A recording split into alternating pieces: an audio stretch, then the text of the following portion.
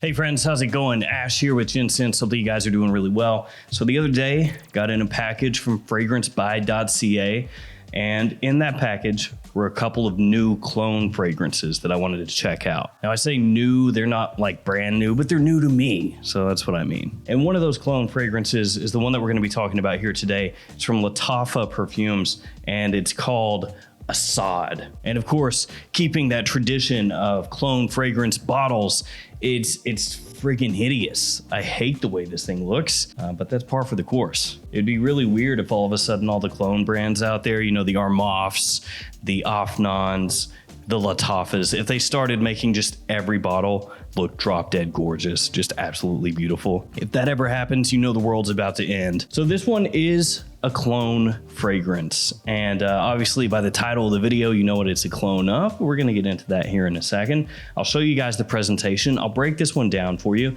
and I'll let you know whether or not it's a good clone fragrance or if it's a bad clone fragrance. So let's jump into it.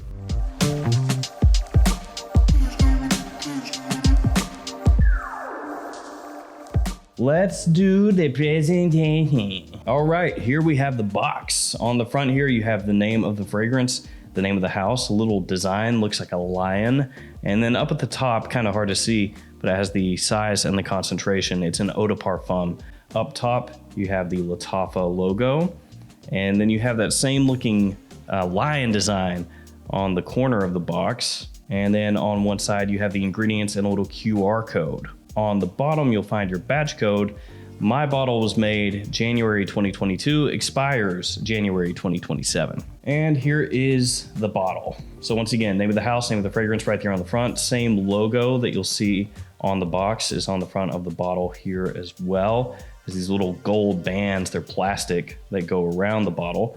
On the top of the cap, you have Lattafa, and on the bottom, you have a sticker. The cap has a decent amount of heft to it, and it does click into place. Well, a decent amount, and yeah, for plastic, I guess. Let's go ahead and get a tester strip so I can spray this out for you. All right, sprays away, here we go. Atomizer's not too bad, actually. A lot of times, clone fragrances will have a crappy atomizer, but this one's okay. All right, so this fragrance is gonna run you $29 or so US, between 29 and 30. Again, I got it from fragrancebuy.ca. They put their pricing in Canadian dollars, so it kind of depends on what the exchange rate is, but somewhere around there is what it's gonna run you. And I'll have a link in the description to this fragrance and also the fragrance that it's a clone of in case you wanna check it out. Said this before, Fragrance Buy, one of my favorite discounters. They have some awesome fragrances on there that other discounters don't have, and they have good prices and a loyalty program. So a lot of good stuff there. Make sure to check them out. Okay, so note breakdown wise, this one looks like it's a clone of, I don't even know. It's just like the most random, crapped out note breakdown that I've ever seen. It makes absolutely no sense. I actually have it on paper here just so I can read it off to you. So here we go. This is from Lattafa's own website, and it's different than the note breakdown on Fragrantica. On Fragrantica, the note breakdown is vanilla, spices, clove, sandalwood, and amber. Super simplistic. On Lattafa's website, the note breakdown is a top of pineapple, tobacco, and black pepper, a mid of vanilla, coffee, and patchouli, and a base of amber, benzoin, vanilla woods, and labdanum. If you're very familiar with clone houses though, some of them really put out note breakdowns that make no sense. Just absolute insanity, like a madman, a monkey just typing on a keyboard and hey, here's your note breakdown, enjoy. And then the brand just runs with it because who cares? It doesn't matter. Eventually the word's gonna get out of what the fragrance is a clone of and the note breakdown won't matter at all. That stuff that's listed in there, you're not gonna get that, frankly, at all. So ignore the note breakdown. It does not matter. It is wholly inaccurate. So what is this a clone of, and is it an obvious clone? Well, yes, it is an obvious clone. If you're familiar with this fragrance at all, as soon as you spray Asad on, you're gonna know, that is what Asad is cloning. That's what it's emulating. And the fragrance I'm talking about, as you already know, is Dior Sauvage Elixir. If you're familiar at all with Sauvage Elixir, then when you spray Asad on, you'll know right away, yes, that's what it is. It's obvious. Now, the first couple times I wore Asad, I wore it by itself, not side by side with Elixir. And I thought right away, yeah, that's Sauvage Elixir. It actually smells bang on, super close. Then I went ahead and wore it side by side with the real deal, with Sauvage Elixir on one arm and Asad on the other, just to compare them side by side as they developed. And still, yeah, Asad's a really close clone. Are there differences? There are, but they're not huge. Sauvage Elixir overall is a little bit smoother.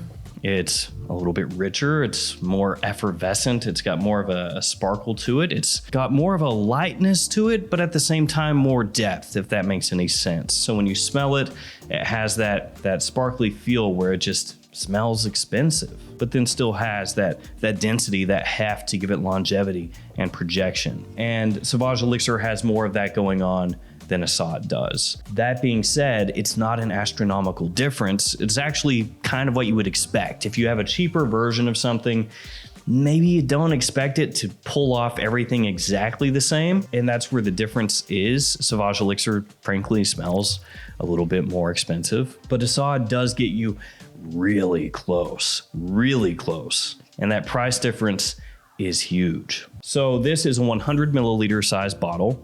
Again, about $29 US, $29, $30. We'll just say $30. So that's 30 cents per milliliter for this one. Sauvage Elixir comes in a smaller size bottle, 60 milliliters, and at retail, this is $159 US. Now maybe you can find it somewhere at a discounter for a little bit less, but probably not much less. And at the price point that this goes for, versus the price point this goes for, this Sauvage Elixir is almost 9 times more expensive per milliliter than this. Now there are differences in the fragrance other than just Sauvage Elixir smelling richer or a little bit more deep. There are differences in how it comes across, but they're not huge. So Asad has more of a focus on vanilla than Sauvage Elixir, which makes it smell a little bit sweeter. And you get more maybe cinnamon, like a slight hint of more cinnamon in Asad, sweet cinnamon, than in Sauvage Elixir, whereas Sauvage Elixir has a more pronounced nutmeg note than Asad does. Lavender in both of these is very prominent. You can pick it up pretty easily in both of them. And I would say another difference is the licorice. You pick up more of that in Sauvage Elixir, not so much in the Lattafa. So little differences there. As it dries down into the far dry down, the Lattafa has maybe a little more focus on the amber. Again, a little more sweetness here than in Sauvage Elixir. There's still woodiness in the Lattafa. There's still patchouli in there, just like you'll find in Sauvage Elixir, but it's maybe not quite as pronounced as in Sauvage Elixir, again, because the amber comes out a little bit more in the clone. But a lot of that splitting hairs. There are differences, like I said, they are noticeable. If you have them on side by side and you're going back and forth comparing, you can pick up those differences. But unless you're doing that, this smells really, really, really close to Sauvage Elixir, like extremely close, I would say. There are some clones out there that frankly suck. They're just trash. This is not one of them. Oftentimes with clone fragrances, they're cloning niche fragrances, sometimes even indie fragrances, but usually niche, expensive niche fragrances. And it makes sense. Most people can't splurge and buy all kinds of $200, $300, $400 bottles. Designers don't get cloned as often because they're much more affordable. So it doesn't make sense a lot of times because you'll just buy the real deal. Sauvage Elixir is kind of a different designer though, because as I said before, it's $160 for 2 ounces. So in this circumstance, it actually makes sense for a lot of people, I'd say, to just get the emulation instead of the real deal if you don't have the money. So one place where this could slip and it could fall and it could not really do the job is performance, because Sauvage Elixir is a really nice performing fragrance. Lasts a long time, projection solid as well. So how is the clone? Does it stand up to it? How is it? Well, it's actually really good. Yeah, so they didn't screw that up, which you would expect that they wouldn't just because of the type of fragrance, right? Sauvage Elixir, it's got some heft to it. It's got a little bit of a throwback style. You know, it's got a little more punch than your average designer scent. And with this one being a very close copy, it also has very good performance, so you would kind of expect it. I get off skin, so not off clothing, it would be longer there, but off skin, 8 hours of longevity, and then projection is above average as well. So this is a really good clone. It has the performance.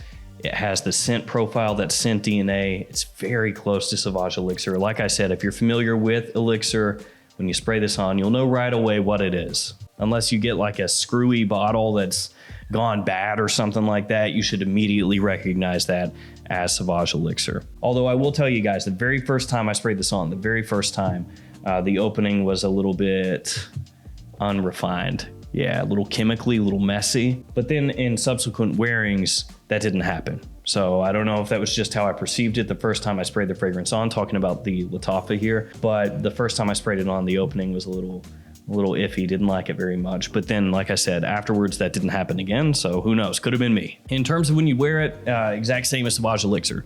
So for me, it's gonna be more fall and winter time. It leans a little bit more as an evening scent than daytime scent, but anytime you would wear Sauvage Elixir yourself, that's when you would wear this. So at the end of the day, Lattafa has crushed it here. I've actually been trying out more Lattafa clones here lately. I kind of neglected them for a number of years. I really didn't follow what they were doing or anything, and I've started to check out more of their stuff, and I gotta say, a lot of it's really good, surprisingly good. Armaf may get all the love, but Lattafa has actually got some stuff out there that's some sleeper hits. So at the end of the day, you just have to ask yourself, is Sauvage Elixir, which I love, by the way, Sauvage Elixir is awesome, and if you told me I could only keep one, I would obviously keep Sauvage Elixir, but at the end of the day, you have to say, is this 9 times worse than this, or is this 9 times better than this? Again, because of that cost difference, the answer is no, absolutely not. For $29, $30, this is a steal. So there we go, guys, Lattafa Asad. I also have another Lattafa